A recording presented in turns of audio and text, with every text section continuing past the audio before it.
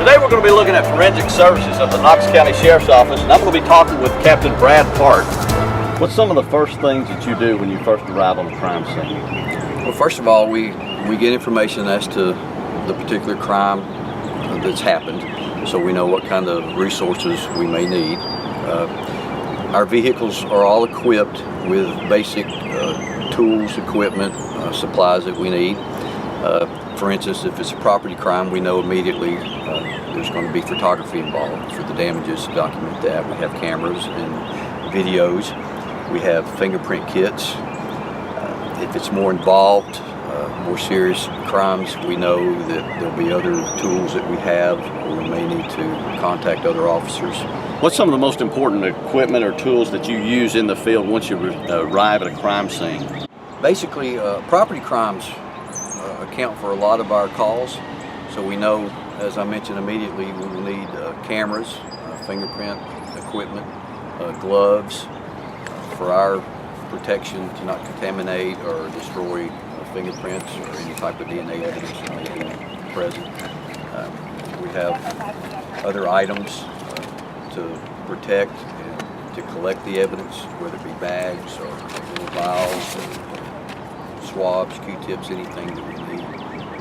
So what exactly is this and how's it used? This is a flight path kit.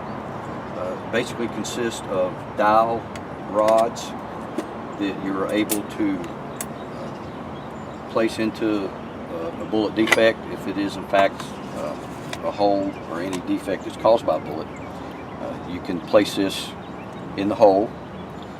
If it needs to extend out, if it's going through, say, a wall and then another wall, or a vehicle through a car door out and into a seat, you may need to extend the dowels to demonstrate the actual path that it takes. So these can be extended out. You have a protractor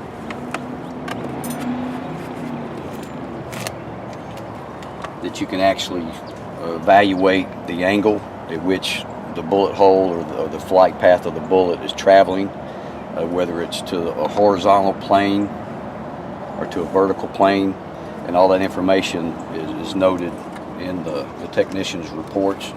Captain, what exactly is this kit here that we use? This is a fingerprint kit. It consists of fingerprint powder, fingerprint brushes, fingerprint tape, lifting tape, fingerprint cards. Depending on the type of surface, if you need to fingerprint a surface, black powder, it's volcanic ash. It adheres to all the moisture. It's very delicate. That is for non-metallic surfaces, non-porous surfaces. Consists of a brush, fingerprint brush. So this technology that we've used for years is still very effective in the field today? Yes, this has been used for many, many years. It's very effective. Technology has changed a little, but the basics, the fingerprint powder, the brush, is a very important tool. When you fingerprint the surface, if a latent or hidden fingerprint that is developed, you'll be able to see it most times with the help of the lifting tape. Is applied to the surface where you put the fingerprint powder. You lay it on the surface, you lift the fingerprint, the latent print that will adhere to the tape, and you then deposit it to a fingerprint card. Once the fingerprints and other evidence are collected, then they are brought back to the forensic unit at the City County building.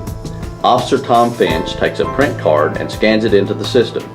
This particular print was taken from a car door. He searches the local database and then another that searches the FBI files. He gets a hit and analyzes it to determine if it is a match or not. Meanwhile, Officer Joe Brown uploads all photographs taken from the crime scene and transfers them to CDs and also saves them to a hard drive. Folders are made for each case where detectives can find pictures of the crime scene and pictures of all evidence gathered. The actual evidence, such as this pistol which was recovered at a crime scene, is carefully documented by lab tech Bobby Green. Each piece of evidence has a written description and is labeled and categorized. So this is how it's done in real life. It's exciting, it's rewarding, and it's an absolute necessary for us to be able to solve crime.